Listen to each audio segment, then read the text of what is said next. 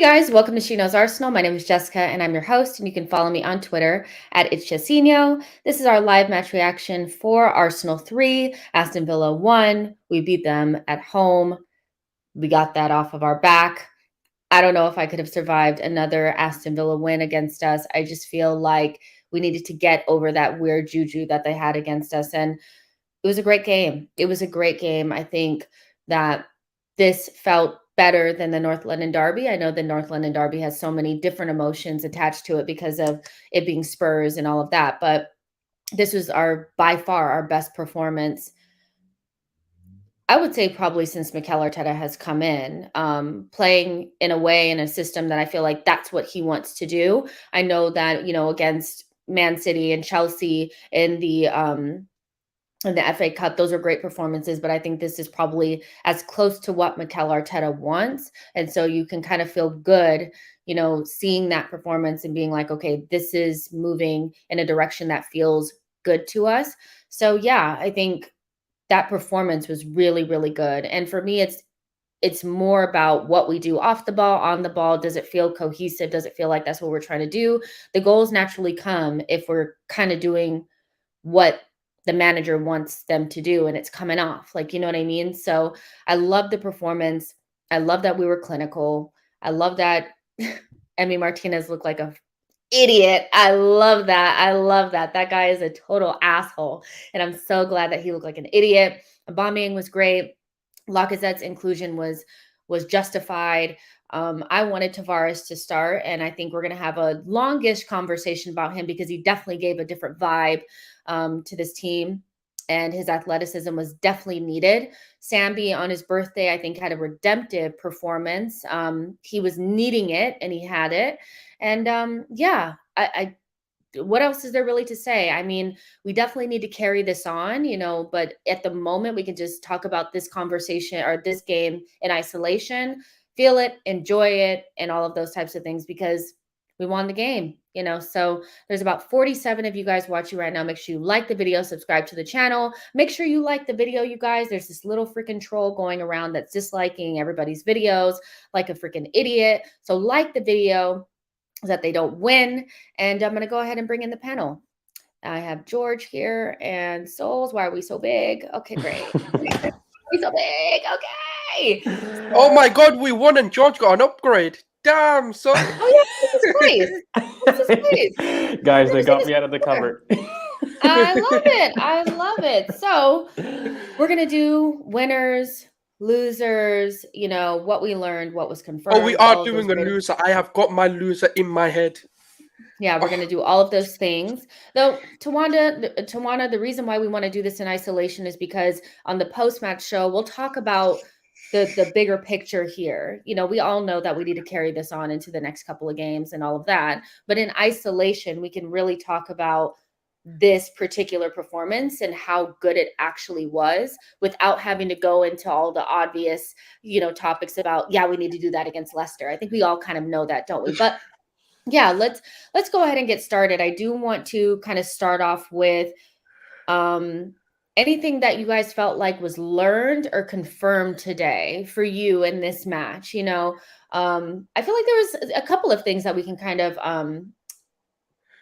go with, but I'm gonna go ahead and start just in case you guys haven't done your homework. I'm not sure, but I'm gonna say what I learned today is that although I'm not sure if long term this is a partnership that would be perfect for us, I do think when we're playing the way that we should, Sambi and Party can work. I think that we had long conversations of whether it could work or not. I do think that they're quite similar, like you said, Souls. They're quite similar in the things that they can do, but when they have specific roles and one person is doing one particular thing and the other person is doing something else, they play off of each other, and they're such good players and they have roundness to their game where they can do different things, even though they're quite similar in the kind of tools that they have in their tool belt. So for me, watching them play off of each other, do those little wall passes in the middle of the pitch, give us the centrality that we didn't have in the last two games. And really with Sambi having a redemptive performance after the Brighton match and the Crystal Palace match, for me, felt really good on his 22nd birthday.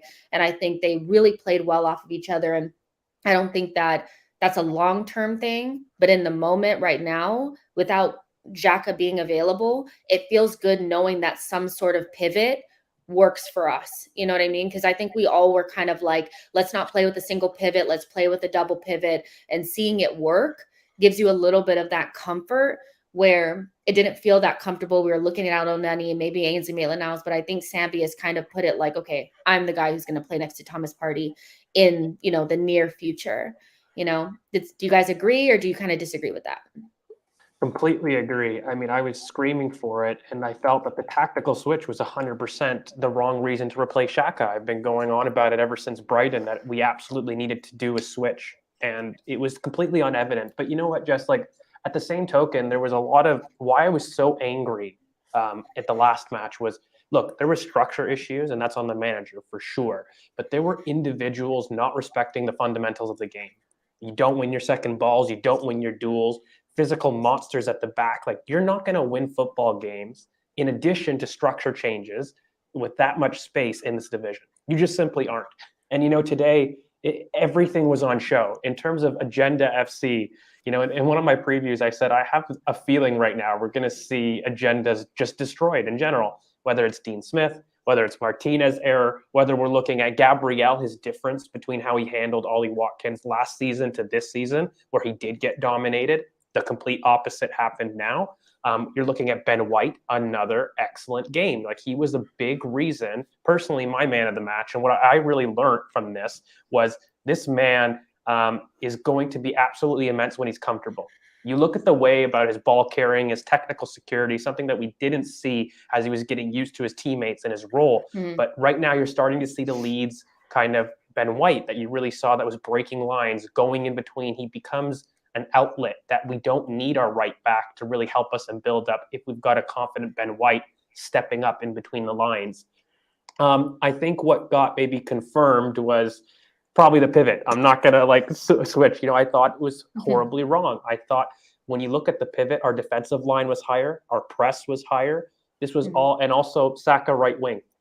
Those two things, we know the effect. And, I think we should have a discussion on Saka because he actually was quite poor, to be honest. And to be fair, he should have been a lot more clinical when he's 1v1. Like, it was very, very poor from him. But the difference that you get from a 5 out of 10, so to speak, in terms of clinical edge from him and what he affects on the team is huge. And I don't think you saw a drop off in the press. You don't see a drop off in gaps in this team when he plays not well. Like, that is the biggest thing that I think gets confirmed here, because we all have debates. I don't want to mention the name that causes debates. But it's just the fact that he can play poorly, but it doesn't impact us. Whereas I don't know if the same can be said the other way around. And, this I don't know, this whole game, I didn't necessarily have a big man in the match. It was more so the tactic to man mark Luiz. That was what won this game from Lacazette. Yeah. So if you looked at our press, we pressed space everywhere really, really well. But, Arteta clearly told Lacazette to stand on his toes the entire the match. And Buendia had zero any like kind he of zero looked so effect. shit. It was so good. bad. He And looked he was so dropping shit. into the pivot, and they were just inept as like an entire team. In fact, I don't even think they got a shot on target in the whole of the first half. Really, really quick, George, before, like, the one thing that I do want to hammer home just really quick is that they weren't shit because they just had a bad game. They were shit because we made them shit. Absolutely. Dean Smith got it wrong. Arteta got it right. And even after Dean Smith made changes, we still dominated them. So I don't want to go into this, Villa were just bad on the day. That was their starting lineup, their best possible lineup. Even when they brought Bailey in, he didn't do anything. Arteta got it right. Dean Smith got it wrong. Even when he changed it, it didn't matter. I don't want to hear any of this. Well, Villa were bad. We were better than them fundamentally. So because I know that's what's coming. That's what's coming. Just a couple numbers just to shut it up, because I'm not having that narrative from absolutely anybody. Now, no one is saying this is going to be the norm from now on, but on this performance, it was the most complete Arsenal performance and 90 minutes all season. And in fact, best one since Leeds 4-1 last season. You could argue Wolves, but Wolves were just one half. I thought we were very good all half. Sure, we dropped off in a little bit of intensity when our starters couldn't maintain their level, but on the whole, there was aggression on and off the ball for an entire 90 minutes. We were winning our second balls, and the fact that we chose to man mark Douglas Luiz was exactly why Dean Smith had to change formations at half. They were so bad that they had to change formations, and that wasn't just an error. Oh my God, a tactic got wrong. That was us choosing to man mark their one ball progressor deep. Exactly. And it just threw everything off. So yeah, I'm chuffed. I am. I thought if we returned to structure, we would see the difference. And I think players were just more comfortable. Like even Odegaard, when he came in, who I really gave a hard time to, even Ainsley Maitland-Niles, who weren't the greatest intensity-wise, those two. Like I don't think those subs had their intended purpose. He wanted energy. He wanted to keep up the press. But regardless, those two did a job. And people did a job. And, like you said, Tavares was immense. I mean, I can't decide between Ben White for me in terms of what he offered us in the back. Tavares on the left, he was immense. We have to discuss it. But I think we're going to have just a whole conversation about Nuno freaking Tavares. But Righto Boy 94 put in a super chat. Thank you so much. He says, I think we were great until Odegaard came on. Also, Nuno Tavares was so much better than I thought. And, with the whole Odegaard thing, I don't think he's a finisher. I don't think he's a finisher. I feel like he was brought on maybe to do a little bit of pressing and keep control of the midfield. So I don't think that's really his bag. He's not really a finisher type of guy. So I don't really want to hammer him too much, even though I do think the intensity went down, as George already said. But I know we're gonna have a long conversation about Nuno freaking Tavares. I mean, that guy was a freaking beast today. I mean, that shit was a fucking amazing. I love that guy. I love him. So let's go ahead and get into your learned and confirmed. Souls, what did you learn today? What was confirmed? What's your vibes? What's going on? One of the things I've learned, well, I mean, on an isolated game, obviously, I'm going to be talking more, is maybe Tavares and Lokonga should be the partnership if we're going to play it that way, more than if we bring Tierney, and maybe that makes Lokonga suffer because he's having to then do a different role. Obviously, we need a bit more of a sample size before we can really say. I'd say that's something I'm learning more than it's a confirmed. And for me, I think one of the confirmed things is that we can actually manipulate the system to play a different way. And what I mean by that is Aubameyang and Lacazette, we kind of played a 4-4-2-ish kind of. And I know we do obviously transition a bit differently as well. It's never really a 4-2-3-1 solid hold.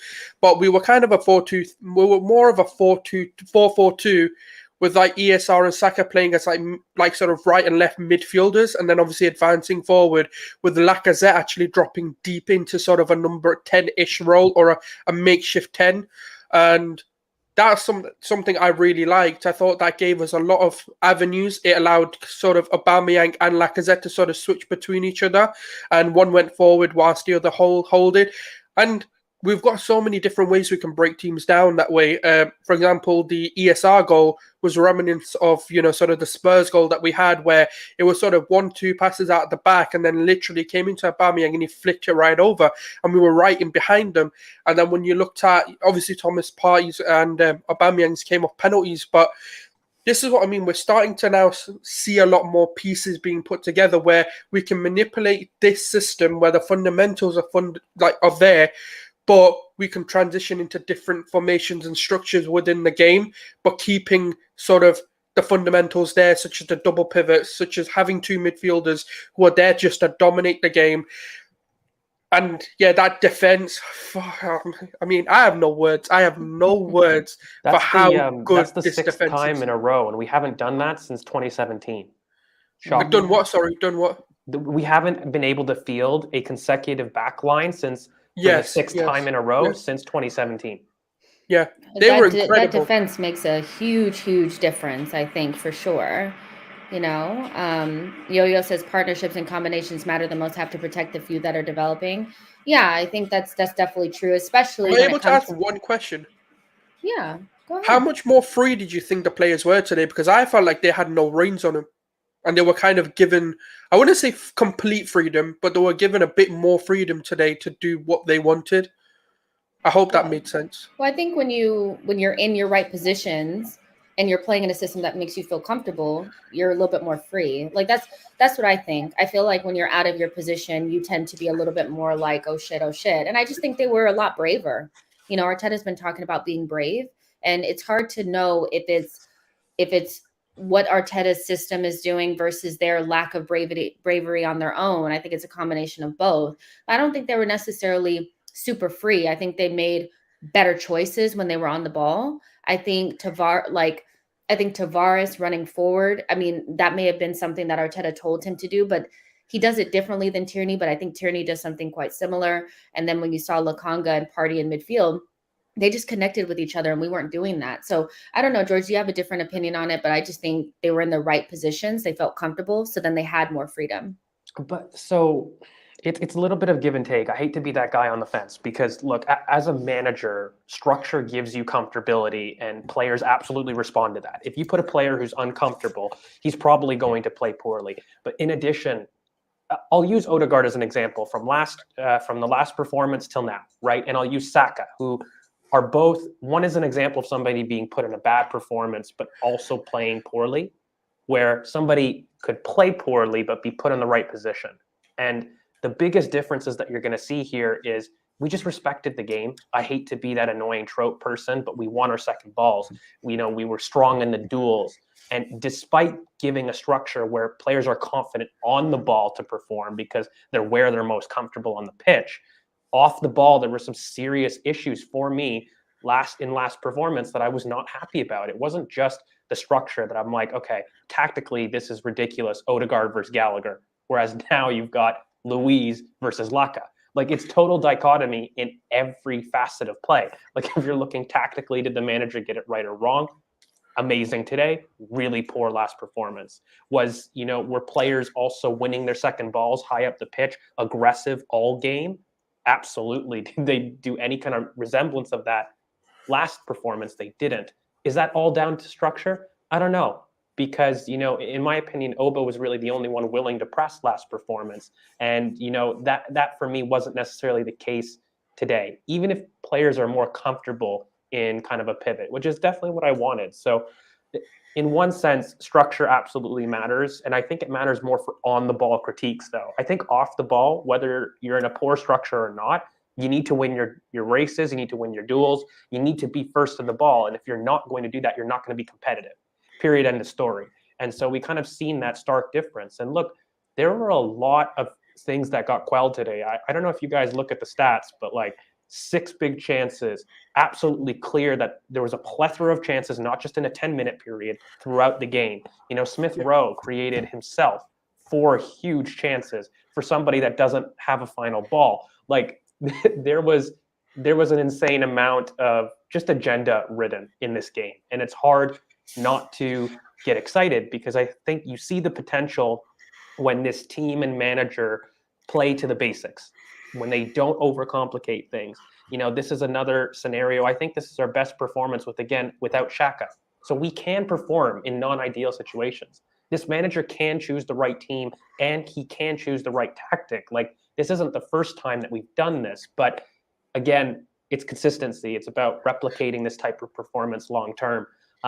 And I just feel that you give that best platform with a pivot. You give that platform really when the distances are close. And we're just not ready for a 4-3-3. What Mikel said in transition, I've been banging about since, I don't know, the summer. We lack two-way ball progressors. And, we are not a team that's capable in transition. If we do have to run, it is hard for us. If we keep the distances tight like today, everyone thinks, oh my God, we're a transition team, like we're excellent. But if you increase those distances, then this team struggles, particularly in midfield. So, yeah, I agree with Yo-Yo. It was very much the agenda. And that is going to be the name of the post-match podcast. Thank you so much, Yo-Yo. That was very good. I'm going to have you write titles and stuff from now on. But one thing when you guys were talking, I was thinking, just one last thing on this before we get into our winners and losers. I think this was the best visual example of us raising our floor, because we had yet to this point felt comfortable without Granite. And we didn't know what the team really looked like without Tierney in it. And two of the signings that were heavily criticized over the summer in really with Ramsdale were Lakanga, and because he wasn't somebody bigger, better, whatever, and Tavares. These are just backups. They're just backups. Look at what your backups did today. When they're on it and in their right positions and comfortable, you don't miss the players that you don't have available. We didn't have Tierney. Tierney was a player that last season, had he had been missing, you drop hella points. And really, it's a real big reason for me why we weren't in Europe, or we didn't go further in the Europa League. Xhaka is another person that in the last 2 games we have missed him, but we didn't miss him today because Sambi was in the right position, not dropping into left back, in central spaces, playing closer to Thomas Partey. Like, it just made a lot of sense. So this was the first for me visual representation of raising our floor and buying backups that make sense, and us getting the benefit of that. I haven't really seen it yet, but I definitely saw it today. So good play. I mean, if you have to high five a dude, that's probably the one time I'd be like, yeah, man, you got it right. You got it right, today. No, 100%, because even to put numbers to that, like without Kieran Tierney, we only won 25% of our games without him. And even when you look at Granit Xhaka's, I think it was without Granit Xhaka, we won about 30 to 35% or something without Granit Xhaka. And then obviously if you combine the two, if they were both missing, then I'm guessing the numbers are a lot higher. And that's why we're recruited in those 2 areas. Yes, when you get the problem is, right, I think people forget when you recruit a backup, you go one of 2 ways. You either go very sort of experienced and someone who's nearing to the end of their career, or you kind of go young-ish. No one in their sort of peak or when they really need to play, so I'd say 25, 26 is going to come in to be a backup. So you do need to sometimes think who is a backup and what kind of profile is going to be willing to play a backup role to then come and push into the first team. And that's usually young or people at the end of their careers. That's just the way I think of it anyway. I think there's that too, though, Okay. mate. But at the same token, like, he is showing the perfect attitude for a backup. Like, he's not complaining. Like in terms of the backup positions in football are probably the hardest thing to do. And in fact, you want them to be up and coming academy stars. Like that's the ideal. So that they're bed in and they're able to compete a little bit further down the line. You never want somebody that's maybe totally complete. But I think the one thing that we're seeing is, in terms of Lakanga himself, is not just application, but in his performance, they're also inconsistent, but he is doing the best he can with what he's given. And I'm just a big fan of providing opportunities to players that take their chances. So I kind of aim this really at Martinelli, who some feel should be getting more game time. And, I do agree, but just factually, I think on the whole, he hasn't taken the opportunities when given to them, particularly at the beginning of the season. And when I look at Tavares, he's taking his opportunity. And of course, Kieran, we know what he is and how good he is. But, if you're not performing, I'm comfortable with our backups starting. Like, this is something that I think people need to get comfortable with as we get better. I say this all the time. We had Kanu, Wiltor, like tons of elite strikers on the bench. That doesn't mean that you're poor. And this idea of the bench being influential to your team, finishing games, starting games, changing philosophies, like, we just need to be more comfortable with the fact that we're going to have really good assets that will help us on the bench. And that's okay. That doesn't mean that you're shit or you're poor. It just means we're actually kind of good. And change them.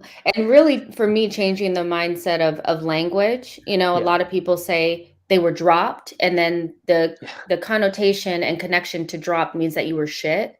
It's selection. It's selection based on the needs of the team at that time. And selection sounds a lot different than drop.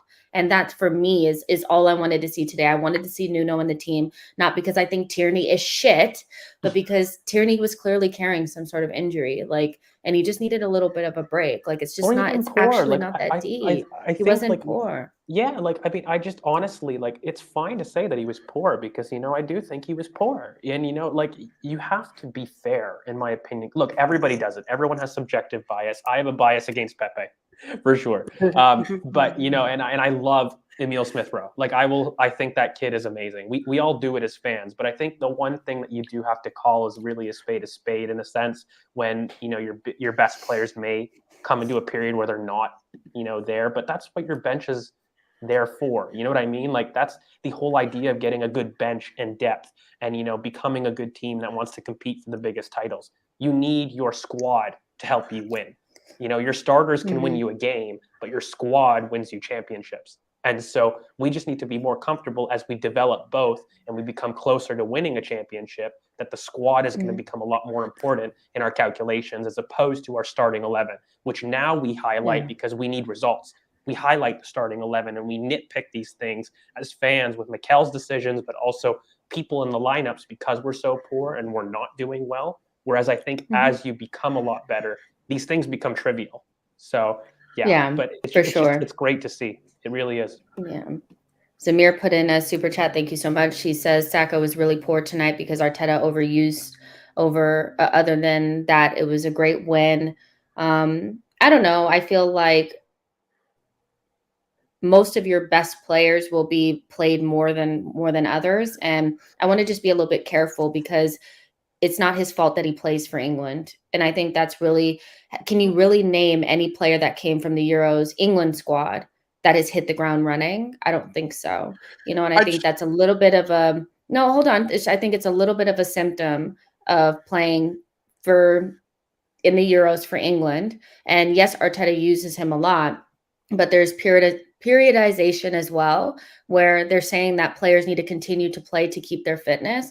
And he's one of our most important players. So he was really poor because Arteta overused him. To me, it's a little bit simplistic when Southgate also uses him and they also have all the statistics and things to back up why they're still using him. I just have this weird feeling that if he wasn't fit and they didn't think he could handle it, they would obviously take him out because let's be real, he's our most important player. I think it's a little bit too simplistic. Jump in really quickly, like medically, because it's getting annoying when Twitter fans become medical experts, and the reason I say that is we have an excellent physio team, and in fact, it's one of the best in the country. If you really look at our injuries right now, a lot of them are impact.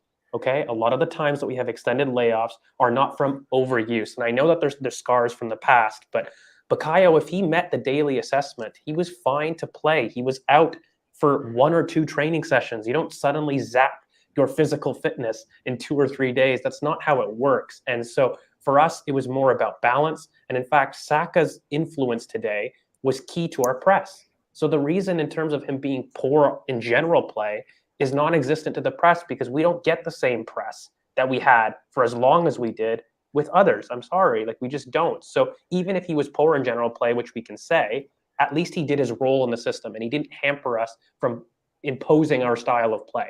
And I think that's crucial. It's no coincidence that, in my opinion, despite playing individually poor, our best team performance still occurred. That doesn't happen for me if your best player is only poor. There's a reason for it. Okay, he has to have contributed in a way that's other than just individual, was he good or was he not?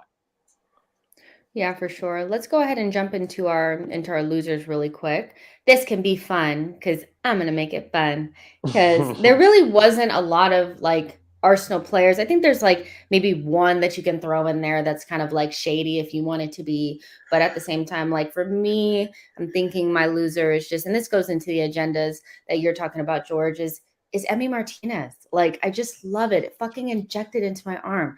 I hate him so much. I need to crack cocaine to my system to see this guy crumbled on the ground after a bombing. I mean, and it wasn't a bad, and that's the thing about Emi. I'm not going to sit here and say that he's not a good goalkeeper. He is. And he's a freak when it comes to penalty kicks.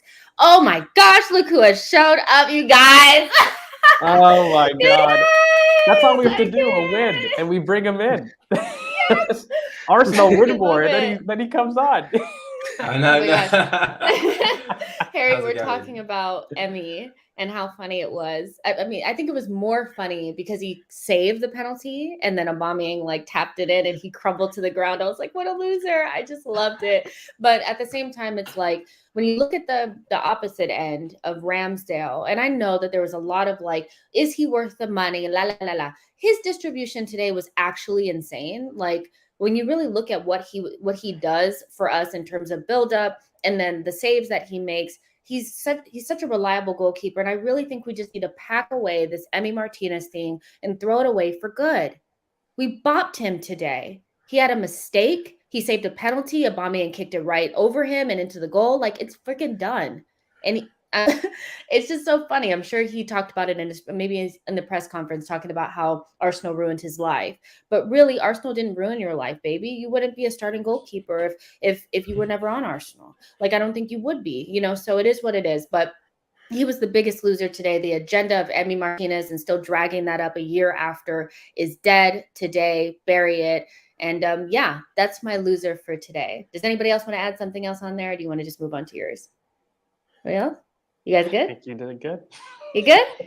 All right. I don't know if Harry did his homework or not, but do you have anybody that you think you could drop into the loser category? It doesn't have to be an Arsenal player. It could be an agenda. It could be referee. It could be anything, I'm not really about agendas. I feel like You're Douglas so Luiz. pure. I feel like Douglas Luiz is a bit annoying. I was watching him today. I was thinking, you're a really annoying player. And then when he chucked the ball down in anger for not getting for not being able to take a quick free kick, I was like, yeah. And John McGinn. And I don't like Aston Villa, to be honest. I don't like them. I find them quite frustrating as a team. So I think overall they're the losers because we beat them 3-1. So I have an irrational hatred for Tyrone Mings. I don't know if anybody carries this, but like he just annoys me, and I find him so dirty. Like I feel as though he's so shit, and I don't know why he's in the England squad. But I'm just like, mate, you're there so that you're not fined. Essentially, like this guy is so bad. I just hate. He leads with his elbow every time. Like I just want him to like take a tumble and like sprain his ankle. Nothing terribly wrong, but like just an annoying sprain, and you just can't play. Just period. This guy, I don't know. He annoys the hell out of me. I really hate him. Yeah, Villa's got a lot of players who aren't very. Even like 5 minutes in, I started to look at Ollie Watkins, and I was like, I don't know if I like you either now. I was like, I don't think I like you anymore. I did like Watkins before. I was like, I don't think I like you now. You've given away a foul and you're just running around. So You know what the thing is I think that they tried to sneakily use the playbook from Palace, to just kind of kick us and push us and shove us and stuff. And it didn't freaking work. And I remember people because, Tim Howard was using that recycled little line about how Arsenal is never up for the physical game. So if you just knock them around, they'll be done. You need to update like your pundit library of responses, because we are up for the physical battle. Thomas and Sambi getting caught on the ball is not up for the physical battle. And today they were not up for the physical battle. They were trying to get fouls. Like, I don't know what. They were so pathetic. And it started right off the start with Ollie Watkins, and Gabriel handled him so well. And somebody else, I just have to say it one more time. Emu Buendia was so shit today. He was so fucking bad. It made me feel so good, because over the summer it was very much so, we should have got him. I can't believe we didn't get him. He's the best player in the world. I think maybe that's where the hate comes from, right? The whole ESR backstory of them trying to sign ESR, and then Buendia, we should get Buendia instead. So there's all these little things, and as well as a lot of fans, our own fans and opposition fans, telling us that we're at the Villa level or the Everton level. They're the clubs that are going to overtake us. There's all these little things, and then straight away today, it just felt like we were technically superior, so they only could give away silly fouls out of frustration. So I think they were quite lucky not to have a man sent off, to be honest. I think there were several times. I think there were several times where they could have. Because McGinn should have already had a card earlier in the game. Final party, right? Yeah, he definitely should have. So it's one of those, but it's just, it feels so freaking good. And like even ESR, he bopped Buendia one good time, and I was like, fucking injected in my arm. That's so good, crack cocaine. I needed that, but there's no real other losers. I don't want to go into. I don't want to hurt. I don't want to do anything too much. Souls, do you have a loser that you want to talk about before we move on? No, I was just gonna say Aston Villa. I fucking hate them, especially with this stupidness of the fan base of, we're rivals with you. Fuck off, stay in your lane, man. Honestly, I am so happy we smashed them. We didn't even smash them. We just gave them a little. Like I said with Spurs, we just gave them a little bit. We're just seasoning them, preparing them. This is at home, innit? It's not right to mule someone when you've invited them over to have dinner. Yeah, you go over to their place and you bang them. That's what you do, and that's what we're going to do when we go to Villa Park. We're going to bang them in the Midlands. And obviously Spurs are waiting for theirs as well. They're getting deleted at their ground, not at ours. We're hospitable. We like to host properly. We just give them a bit of tasters, be a bit nice, be a bit gentle, get the friendship there, and then we'll go to their place and we'll just bang them there. And like I said, delete their club. I know it's not fashionable when you have such a good performance. I'm like probably the best. Well, no, not probably the best one of the season. But for me, I think in general the subs, if I'm really being honest, I don't think they came on and had the desired effect that I think Mikel wanted to do. And I don't want to make it individual, but just in general, I feel as though they were passengers to the game. Like they didn't do poor, but they didn't make a case for themselves, and particularly last game where the subs made a case for starting. Like you saw the effect of what you're able to do. And, if you do perform well, even in 10 and 15 minutes, you can get a start. So I just think that the subs, particularly Ainsley, if he really wants to play in midfield, like there's an opportunity here. We have a question mark next to Thomas while Xhaka is out. Like you should be doing a lot more, in my opinion. Odegaard as well. I feel as though like he wasn't poor, but he wasn't good. And I don't know if he really changed perception, because he's had 3 bad appearances, in my opinion, on the bounce. So just in general, I think that the subs had an opportunity to, for sure, make an impact and maybe make a case for themselves to definitely be in the team, which I don't know if they did. But look, happy days in general. Again, it's nothing bad. It's just I felt that they could have done better. I'm just going to flash this up on the screen. It's not me who said it. It's Nashville who said it. All right, so let's put this back. Okay, let's go ahead and move on to the winners. Okay, so let's you talk just about hot potatoed that. I'm dead. On this channel, it's a hot topic, and I think if you watch that game, you can kind of see why that's kind of a thing. But before we move on to the winners, I want everybody to like the video, subscribe to the channel. There's 250 you guys watching on all platforms, and there's this little freaking troll that's going around thumbs downing videos before they even start. Let's make sure that their thumbs downs don't even work, because you guys like the video, because you guys are watching, right? Make sure you guys get in the chat box. Let us know what you guys are thinking. Who are your winners? Who are your losers? What was learned for you? What was confirmed? All of those great and wonderful things. Whew! Before we get into the winners, I think there's some obvious winners, but I want to just talk about something specific, because I don't think his performance is not going to go as in a winner category, because this is what we expect from him, because he's world class, but Thomas Partey scored a freaking goal today. He scored his first Arsenal goal, you guys, like literally. I knew we forgot an agenda. I was on the edge. I was on the edge. Like I was literally like on my bed, like, oh my gosh, he scored a goal. Like, because I just love him so much. But I think he had like just a normal Thomas performance where he was avoiding pressure, nice passing, did his defensive work. I know, Harry, you thought he probably could have done better for the Aston Villa goal. Ultimately, I think that he did what we need him to do. He wasn't the shining light in the midfield, but he got off the mark and he scored his first Arsenal goal. And it wasn't a screamer. It was a header of all things.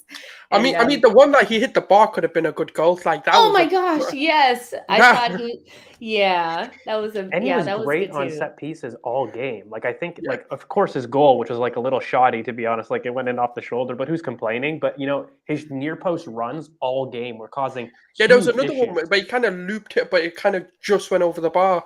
Yeah. There was a lot of flick-ons, a lot of like near post flick-on headers, which are really good. And I think why don't we keep it simple like that? Because who's taking the free kicks? Because usually when we take free kicks, they don't even go over the first man. Yeah, because it's Pepe taking them. Well, sorry, I can't mention it. Saka was taking corners from the right-hand side, right? From the right, Saka, yeah. I thought the set piece delivery was actually really good today. We created some really good chances, which we need to do more convincing, which we need to do more frequently. Sorry, because we have a lot of corners in most games, and I feel like not a lot happens with our set pieces. I was just super impressed because Tyrone Mings is always near post as well. And look, like I just ripped him because he's awful. But I mean, in general, on set pieces, he's a big guy there, right? And I was just surprised that Thomas was winning so many. It was clearly a tactic and something that Nicholas Jover must have said, because we were doing it countless times. And I think like in general, when you're looking at that, set pieces are so minute, where if you see it more than 3 times, then it becomes more than just coincidence. It's definitely a plan. And I felt like the idea was flick on near post for a back post goal. And like that was on in the free kicks, that was on during set pieces as well. And whether it was, Thomas or even Gabriel, everyone was making near post runs as opposed to back post. So I thought that was excellent. I didn't even know that was a weakness, I'll be honest, but credit to the team because that was immense. just put it in the mixer. I just feel like we just have enough physical Yeah. presence at this point with Tomiyasu, Gabriel, and Party to make it difficult for teams if we put it in the mixer. I think the overthinking of offensive set pieces has kind of limited us, and then also deliveries have not been great. So that was something really nice to see. But Harry, who's your winner for today? If there was like one performance, player, whatever that you thought like that was the one for me today, who would you think it was? I mean, there's definitely a few. I'll probably stay away from the obvious ones. I was really impressed with Ben White, as I was with Gabrielle today, but I think just with Ben White, there's a lot of question marks from our own fans about Ben White's ability. And I just think today there was a few really good things he did when he drove with the ball almost like 20, 30 yards in the centre of the pitch and still had the composure, to play a pass rather than doing what some centre halves would do, which is take on another man or shoot. He had the composure to pass it out. There was a great switch to ESR in the second half, like a 50-yard diagonal. Just things that players previously, in Rob Holding, they just weren't able to do consistently. So I'm probably going to say Ben White. I just thought he had a really good game, and I think he needed a stronger game because obviously there was a bit of criticism coming his way after the Palace game. So I hope him and Gabriel can continue to grow what feels like a really good partnership. They complement each other really, really well. So I'm going to go with Ben White. Mm-hmm. Really quick, let me read out this super chat from Z Gould. Thank you so much for your super chat. He says, "Good win. Love when you guys get gas, not learning." Again, at the beginning of the show, we said that we're going to look at this in isolation. We obviously know that we have to continue this on, but I'm thinking you're not an Arsenal fan, so you're probably like just a little bit like, oh my gosh, they won a game. I'm a little bit scared. Just relax, just relax. Let us love the game. It's fine. Nobody's overdoing it, but we won a game and we're talking about it. We should be able to be happy. Like, I'll never stop Arsenal fans from wanting to be excited about their team winning. No matter what we're doing, we should be excited about it. We can talk about the bigger picture later and worry about bad performances when they happen. Right now, we're unbeaten in like 7 matches. Like, there's just, yeah, 14 just of, it is what it is, you know? I think just like the big thing for me is just a little bit of balance because the performances match the result here. That is why people get excited. Whether you're an Arsenal fan, any fan, when you start to see that the results have matched the performance levels, you've respected your fundamentals, that's sustainable. That's why fans get excited, particularly with something like this. I wouldn't get terribly excited if it was just a flash in the pan. And, even Spurs, like I was super excited about the potential, but, that was a 30-minute performance. This was much more a 75 to 80-minute performance, very sustained, good pressure. We were doing a lot of the things that we wanted to do. And, I think the one thing I wanted to make a point was if you're annoyed at kind of the passive football that was happening in the past 2 games, you should equally be proud of the effort that was shown today. There was an unreal effort of pressing, winning balls, and everyone said that we were passive. So if you're going to label the team as passive in the last 2 games, and you have one game right now, that the same energy should be applied, in my opinion. If you're going to make overarching passivity kind of concerns on 2 games, we have equally 2 games in the last 4 games that have shown opposite. So that's just where I think my biggest critique is in terms of the energy. So I think both ways, you don't critique on the end of the spectrum, but then you don't praise excessively. We can just sit here and say, as a performance, this was complete, and be happy. Let's see how we do in the context of 10 games. Let's see how we end up doing in that context. That's bigger picture questions. The thing about it as well for me that just kind of doesn't sit right is that before the season started, there was a lot of people in the Arsenal fan base as well as outside of it that were saying that this Aston Villa team, based on what they did in the offseason and based on what we did in the offseason, was a way better team than us. They were going to fight for Europe. We were going to be somewhere mid-table.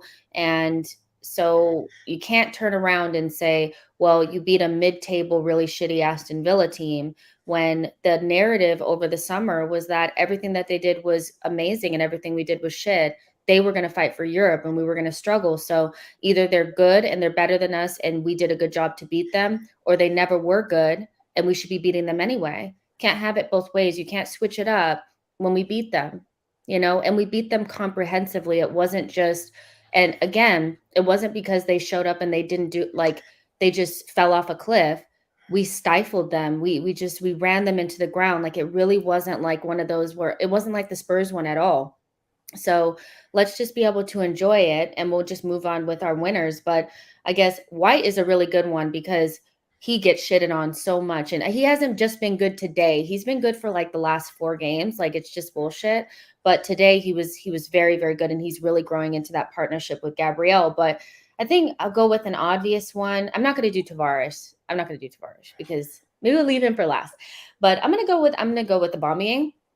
I think I would go with Lacazette, but I'm going to go with Aubameyang because that's 2 really good performances in a row. I don't think he had some decent service today, better service than he's had for a long time. He was getting shots off. He looked energized. Him and Lacazette were really playing well off of each other. He was pressing. He was getting stuck in.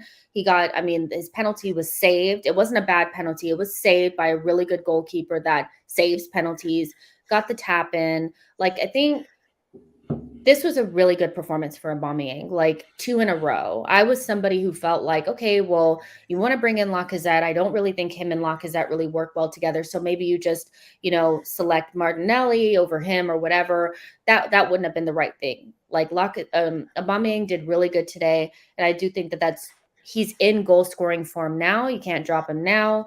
Hopefully he can keep it up. But I think that was a sneakily good performance by Aubameyang. There's other people that people will talk about, but I do think that he was good. His link-up play was great. He played well with ESR. It just worked. Like, today, that front 4 really worked in a way that it's balanced, but to see it with your own eyes was like, ooh, maybe we could do something with this. We get the best of both worlds with Lacazette and Aubameyang. You have Saka on one side, ESR in behind, kind of doing your thing. Like, I really liked it. And I think Aubameyang benefited from that. And he wasn't isolated out on the left-hand side like sometimes he is when Lacazette plays through the middle. He was very much a striker, and Lacazette had that free role.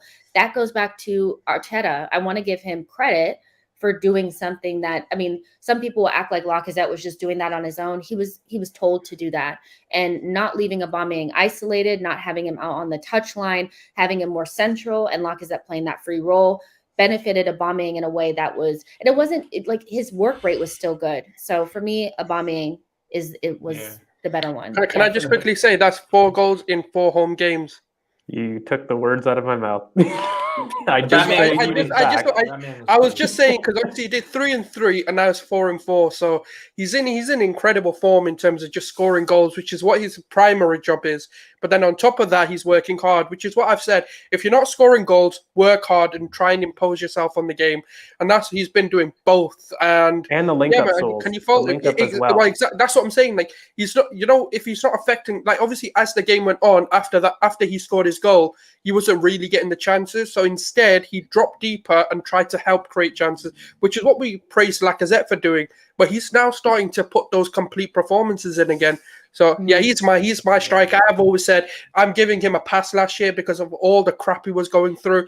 He'll be back once everything is sorted. And I said, let's see what he does this season, because we know his mum had issues. Well, he had family issues, and then he had malaria, COVID, all of that. We know sometimes it can take you 6 months to recover from malaria. So forget about adding COVID on top of that. So now my props to him. What you get with Aubameyang and Lacazette is when they're both in sync and on song, you get 2 really good experienced players who understand the game, who have this level of maturity. And even today, there was a time, I think, when Lacazette went beyond Aubameyang for a through ball. Aubameyang didn't make the pass, but then Aubameyang tracked back. I think he actually got a booking for it. And that was probably my favourite part of the Aubameyang game, because I was like, I love how he's so aware of, right, I've lost, well, the ball's lost, I'm gonna run back and make sure they don't break. And, that's clever gamesmanship. But so that's I really 2 in a row, that. Harry, too, because he did that last game on Gallagher all game. Like, he was tracking back and doing that as well. And I think that's just an example of him being bought in. Like, when I question, even in terms of the positions, like, when has Aubameyang done that consistently? Because this isn't a one-off. Like, he's done it in consecutive games at this point. And he limped there's something off to today. be said. Yeah. Yeah. He limped off. Like the thing is, what we forget is that's how hard he worked. He had to limp off, and the thing is, he was smart. Like the thing is, when you can tell by the players, they are buying into what he's saying. Yes, Arteta's making mistakes. We've highlighted that. So before people get onto it, oh my God, they're praising Arteta. By the way, I'll just get into it. He was my winner today. Not my obvious one, but he was my winner. Obviously, we've got the ultimate winner, which we'll discuss later. But for me, he was my winner because all I asked for is bring the balance back, bring your system back, and and tweak it if you need to. Just like what I mean by tweaking doesn't mean go do a 4-3-3 and do some madness which doesn't really suit the system you're playing. It's you've got your fundamentals, which is your foundation and your midfield, and then what you did was told Lacazette, you've got the free role, hold on to Douglas Luiz because they clearly identified him as being their main sort of controller. It's like if you push onto Partey, you kind of make us a lot more redundant in our games as well, unless Partey finds a way to kind of bypass that. And Douglas Luiz couldn't because Lacazette did his job impeccably, which we know he's a hard-working player. And the secondary thing is the set pieces. Now, like we said earlier, it was every single set piece ESR took anyway. Thomas Partey was pretty much on the end of him, trying to flick him in. Obviously, it doesn't always work. Your head's not the most accurate, but he tried to get some. Obviously, he got his goal like that. He hit the bar like that. So what I'm learning, or what I'm realizing, is Arteta's learning. And he's realizing, okay, I'm making these mistakes. How do I now? The thing is, the only reason we're talking about it in isolation, if he goes and does something against Leicester, then I'll be like, okay, he's the same manager as last year. But I've got to give him props for getting it absolutely bang on. We have to give him credit when he does things right, just as we need to criticize him when he gets things wrong. If you don't have that balance, then there's no reason to have these conversations. He got it absolutely spot on today, and he made all the changes that we knew. We had spoken about this so much before the game. We needed a double pivot. We needed to make sure that we had a focal point up top. We needed balance up top. He did all those things. We remained pressurized. We also... Yeah. Oh, sorry. Go ahead. Yeah, I was going to say Tierney's a big one as well. I know he might be injured or whatever, but that's a big call. Yeah, and it was the right one. And we stayed pressuring them after the first goal. We didn't retreat. Like, those are things that when he gets it right, we have to give him the credit. And even if you want him out and you still want to see more, that's fair. But let's not act like he didn't make all the right calls today. It wasn't perfect. The performance to me was perfect. Obviously, the result, you'd want a clean sheet. We're nitpicking here. He got it right. Like, Arteta to me was definitely a big winner, like 100%. It was the Luiz, but the big thing for me, Jess, is like why I get annoyed is because every time that we win well with a complete performance, it's the opposition were shit. And for me, no one has man-marked Luiz in Villa. Like, the idea that Villa got dominated the way that they did today hasn't happened all season. They've had up and down results in terms of consistency, but that is a very strong midfield. That is a very strong athletic midfield with a lot of intensity, one that has outran many people in the division, not just last season, but this season as well. And I think the idea to man-mark Douglas Luiz was something I hadn't seen from any manager to date. Like, it wasn't like he's borrowed things from something else. It was very much, oh my God. You back making these, That's you my come cat. back and you're not ready to That's go. my cat. Give me a Harry sec. didn't agree. He was like, "Oh my God." He's like, missed George, this. quiet. You're like, giving "Shut people up, the George. secrets. My You're giving God, people the Arteta secrets. He's learned. Oh my gosh, no, that's 100% true. And I think we can talk more about other things later, but this performance, he definitely got it right, and I loved it. Like, there's nothing really to complain about, really. I think there's some other people that we can talk about as well, though. There's ESR, Sambi, and ESR was Tavares. amazing. ESR was amazing today. For me, he was my man of the match. ESR. Yeah. I love. Yeah. So I'll do the winner. Like, I mean, people took Arteta, but I think ESR for me because it was beautiful in terms. I think this was such a mature performance for me with Emil, and what I mean by that was, look, he's always been technically really, really there. He's always been influential in terms of providing an output. But the one thing that I saw from him today was just taking control of the tempo of the game. Like, when he knew when to speed and slow it up. He knew when to go full throttle and when not to.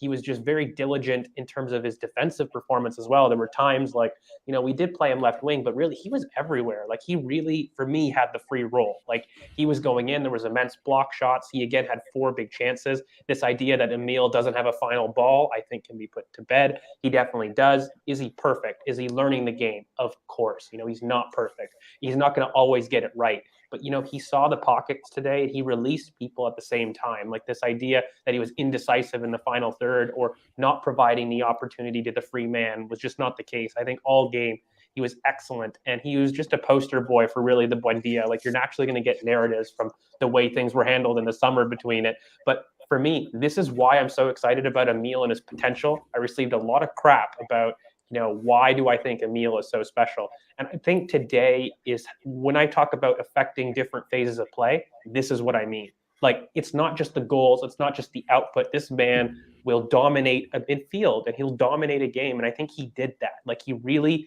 carried it in all facets of play. And this is just what we want to see, and I think he did it for 90 minutes. I think in past games, I feel as though Emil goes in spurts, but I've never seen him dictate. I never seen him be the reference. I normally see that with Bukayo. And I think it was just a coming of age kind of performance. And it was just capped off with him doing set pieces. Like, I don't think I've seen that. I don't know about you guys, but I don't remember. I don't think he was on set piece duty. Like, this is the first time I really saw him on set, and which is excellent. Like, he's awesome on set pieces. But I just think when a youngster does that, though, that's them being given the reins. Like, he's been given a number 10 shirt, but he hasn't actually taken it. Does that make sense? Like, Yeah. So, and I think this performance was, I've arrived, like not just here, but like to the Premier League in a way. And I just thought it was awesome that Southgate was there to witness this kind of transition and he's huge too. I don't know if anyone's noticed, but he's gotten a lot taller. Like both him and Saka have, but like I think his physical potential. Stop them. They're getting older and they're growing. They're and it's growing. Like, oh my God. They're boys are crazy. growing. They're Our growing. Boys are growing. They're gonna have girlfriends soon. I know. Going out. They can't catch women for a while right now. Those boys need to be focused. To music. Oh my gosh. It's so I true. can't get involved in this conversation. Well, yeah, because you're the same age as them. I'm like, I can't say no. But ESR, I mean, he scored a goal. He was great on set pieces. And I also think he did really well cutting out those passes in between, like the lines for Villa. They were trying to pass and he was cutting them out.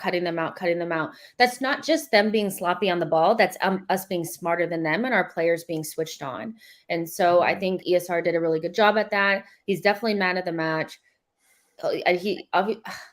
I just can't. He's so good. Like, and in the 75th minute, Jess, like for me, like I just have this stark reminder where I was like, oh gosh, we're losing it. Like I felt as though Villa were coming on, and he got so many interceptions that he was tracking back. Like he had no business being next to Thomas Partey, but he was. Then he received, and he was an outlet, and it was just like that's the embodiment of physical development for me. Like I've seen you do this in the 20th minute. I didn't see you doing this in the 75th, in the 80th minute, and of course he was always going to get there. But it was like, you know what?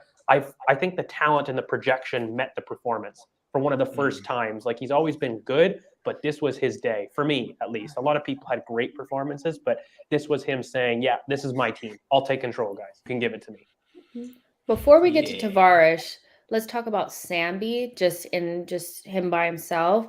22 years old today, had a couple of bad performances in a row, spoke about in the press how he wanted to make that up and play as soon as possible to kind of get those bad performances off of his back. Definitely played a different role in midfield next to Thomas Partey than he did against Brighton, where he was asked to kind of play left back, and that didn't really work for him when he was trying to do the Xhaka role. He played so much closer to Thomas, and he did a lot of that, picking the ball off of the midfielders, McGinn and Douglas Luiz, when Lacazette was pressuring him. He would pick the ball off of them and then go into transition. He was a couple of key passes away from really causing Aston Villa a lot of damage. There were some times where he took a shot or he just held onto the ball a little bit too long. But the positions that he was getting in, to me, were very interesting because he was penetrating that zone 14 and getting right to the edge of the box. And those are not positions that we usually see, like typically Granit Xhaka get into, but it also didn't limit Thomas to sitting back in a 6 role.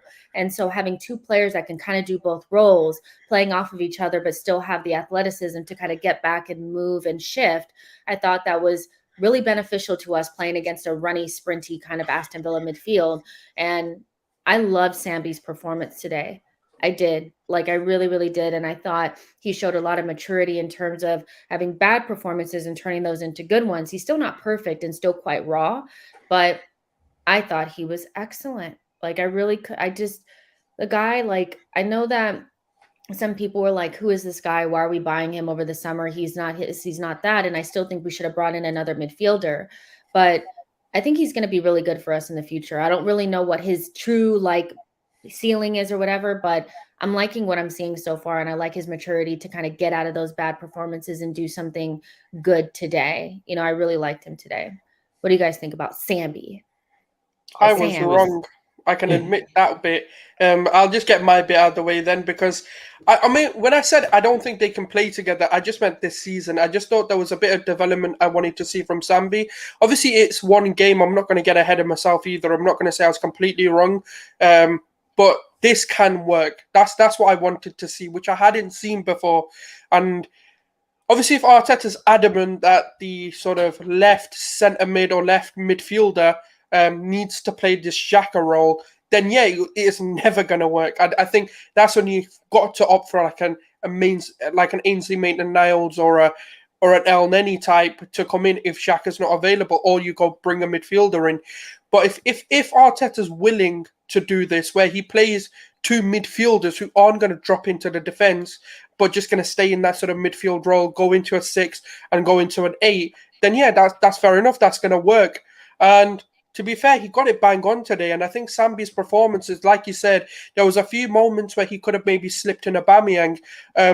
But look, I'm not even going to nitpick because that's just harsh. And I'm not that kind of person. I'm not going to look at, oh my God, you could have passed it here. So no, you were shit today. No, he was phenomenal. He was absolutely immense. That's a redemption performance.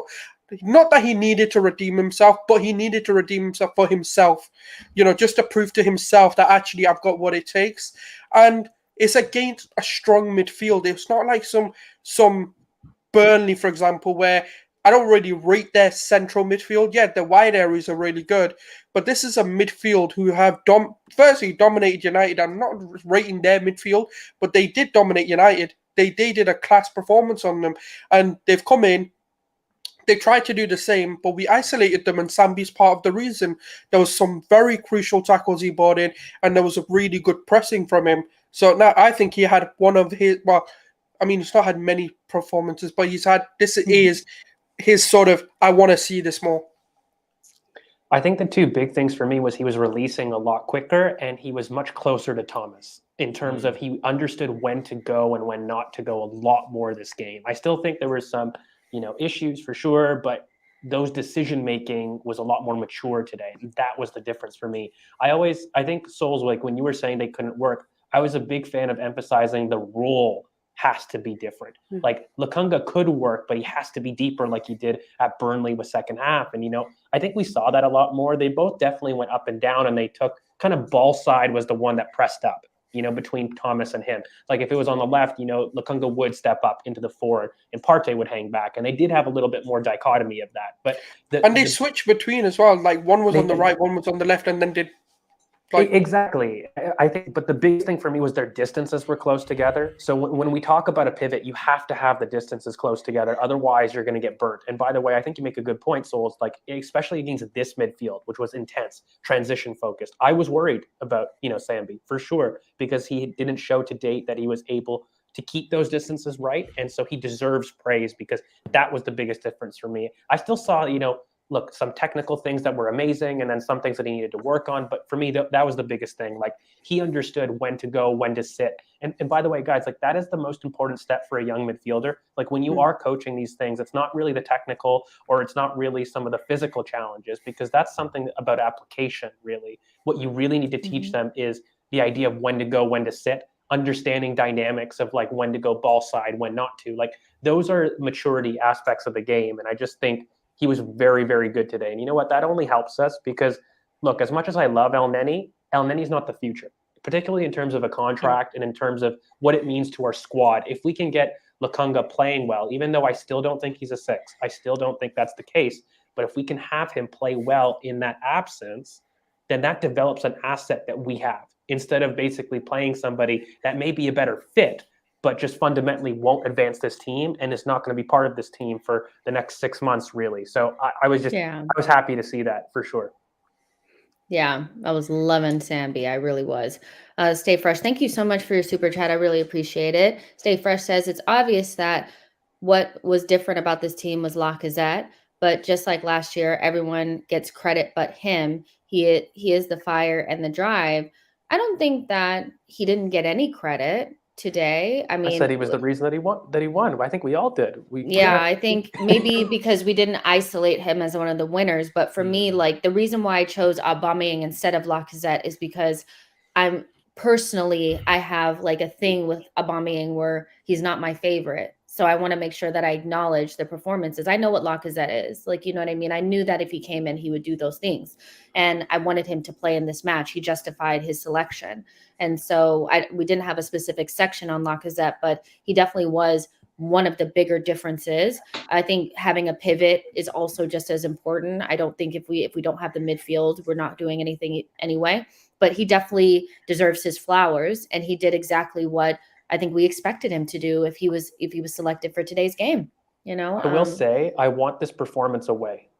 I am maybe you with Lacazette personally in terms. I'm not his biggest fan. I do think that Leicester away will let me know in terms of this. And, I wouldn't be surprised if he did have a good game because he's playing for a contract too. Like this is one of the benefits. And I think if our experienced players can step up, I'm not complaining. When has that happened in the last 2 years? If they're going to play well, I'm not going to sit there and say, oh, bad. I think it's excellent that he's playing well. So yeah, credit to him. It is true.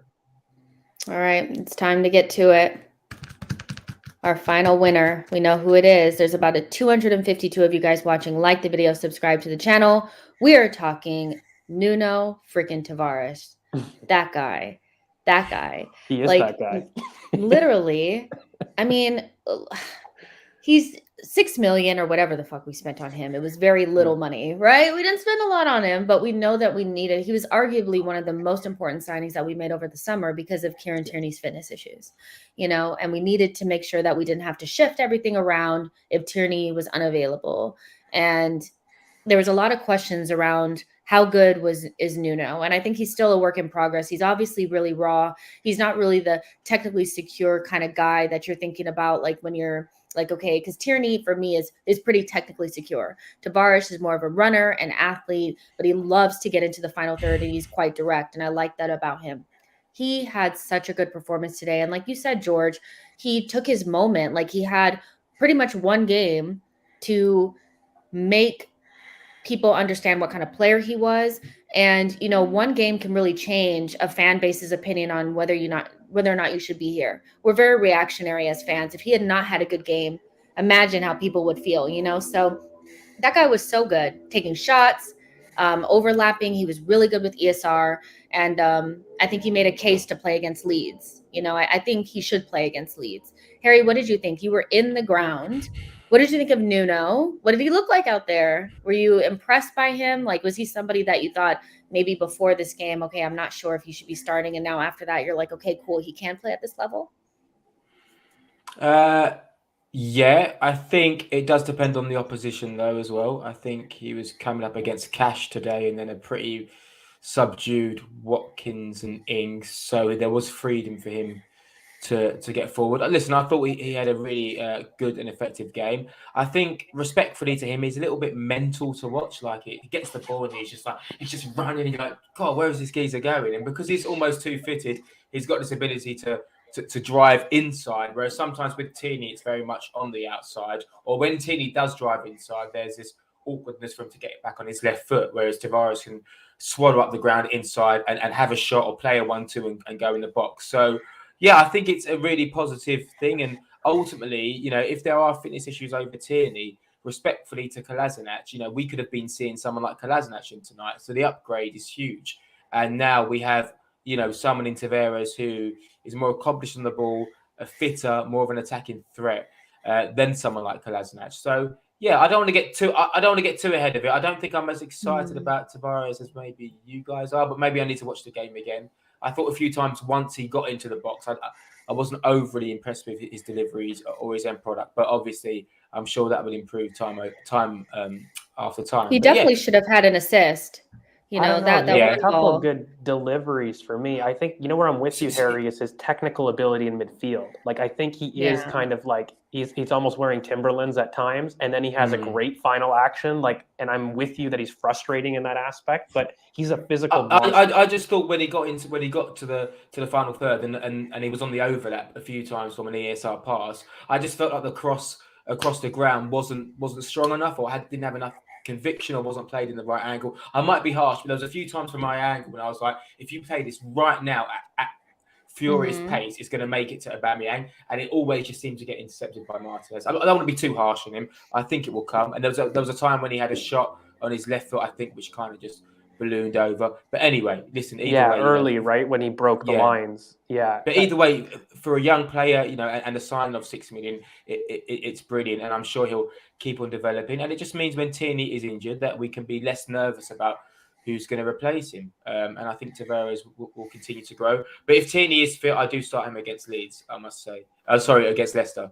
I do start him against Leicester. If Tierney Against Leicester, I would definitely revert back to Tierney if he's fit. Against Leeds, I'd play Tavares, though. I think he's earned that at the very least. He should have had an assist, but even like it's an isolated moment. It ain't really nothing. But I love those crossfield balls between Tavares and Tomiyasu. Yeah, Remember that? I thought that was so left good. foot I love one that. I think it was the first half. It was really special. Tommy was under pressure and he just chopped it like a nice little golf chip to the left. Yeah, I was like, oh, that's class, mate. Like, because I think the Tavares one put him slightly under pressure. Am I right? Or it was a right-footed pass from Tavares, which was a little bit more towards the goalkeeper, and then Tomiyasu took it down, and then it was like, oh, what's he going to do? For a player that for me struggled at the beginning, like I felt technically Tommy was choppy. I was like, is this going to carry on really for the next? And then he's composed himself. He was excellent.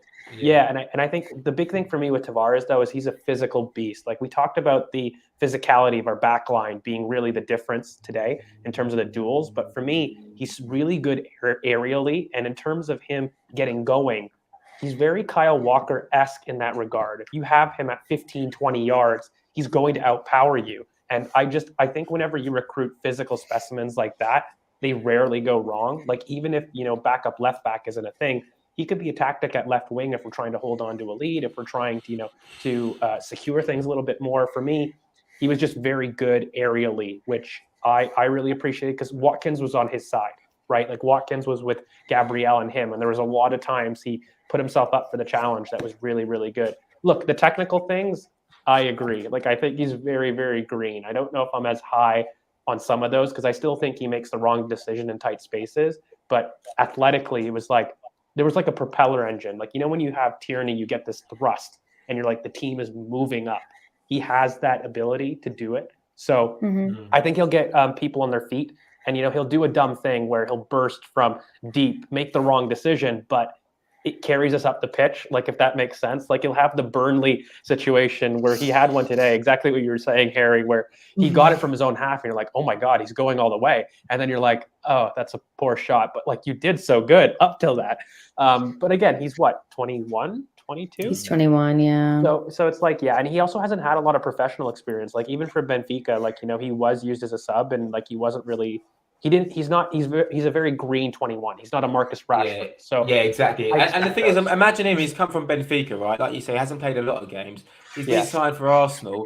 He's playing at the Emirates on a Friday night, and he's running with the ball. If I was him, I'd have a fucking shot. I would have had 45 shots. You'd be like, what's going on? Oh my goodness. You can just see, like, he's just so young and he just loves it. And when he gets the ball, he just wants to run and make things happen, which is amazing when you think about it. For someone to play with just no fear. It's really, really good to see. So yeah, and with the Kyle Walker, comparison's great. And let's be real, Kyle Walker is great, but he's also in many other aspects bang average. But because he's so fast, he's so fast, he's indispensable to Pep because he knows that he can rely on him, to get himself out of trouble or to get other players out of trouble. So with Tavares, you've got someone who just has this, absolute monster of a sprint and who's also so strong. If he does lose the ball, he can recover. If Gabriel loses a challenge, he can sweep around and cover as well. So I think it's good early signs.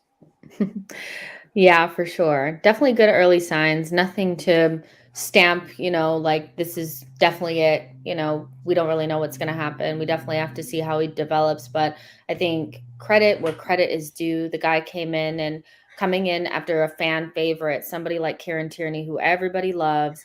And if you're not as good as him, or you look a little bit shaky, we're immediately going to come for you because it's Kieran Tierney who you're trying to take the spot from, or at least live up to that expectation. It's very difficult to come in for a player like Kieran Tierney. It's not like coming in for Mustafi. Like, you know what I mean? You take anybody over Mustafi. You know what I mean? So I think he did a really good job. He was just good. So for me, it's really a tough one. You can give it to, I think ESR is the man of the match, but even going back to what Harry said, Ben White was really good. Tavares was really good. This is how you know you had a good game, when you have multiple players that you think could be man of the every match. third too. It wasn't just like the attackers. Oh, they played well. Exactly. And just going back, because I did forget to say this, and this is probably something we can talk about more in the post-match show when we have more time to really think about it. We can rewatch the game. But when we're clinical and we break up play and we win our duels, I think we're a really dangerous team in transition. And we can be a possession-based team, but I don't think in the capacity in which Man City just kind of tinker it around and sit. I honestly feel like right now at this moment with the players that we have, if we're on our P's and Q's, we are a very dangerous transition team, and we should use it more. When we're clinical, we just are. You can't handle us. You really can't. We have just too many good players in transition. And that's something that I'd like to talk about more on the post-match show is how do we balance the possession-based part of what we want to do and the transition part and what needs to happen to kind of make us the best of both worlds. Because I don't think Arteta's ever going to land on being one or the other. I think he's always going to want to have a mixture of both. And how do we kind of get better from there? But there's 275 of you guys watching on all platforms. It's pretty freaking good, so like the video, subscribe to the channel, share this with a friend. Let us know in the comments what you think. If you disagree with anything that we've said, if you're just showing up now, just rewatch the show from the beginning. We did a lot of talking, hour and 15 minutes. And tomorrow, you guys, I don't know if you guys are going to be watching Premier League Live, for NBC. They're going to be doing the Premier League Live here in LA. I'm actually going to be out there doing some presenting for Avery Dennison. Woo! So I'll be out there in the atmosphere doing my thing. So hopefully I'm going to try to get on camera so I can be like, hey guys, we're here, that kind of thing. But yeah. So we've started out the weekend so good. So we can enjoy the rest of the matches. Enjoy your weekend, you guys. Yeah. And we'll see you guys on Monday. Bye, guys.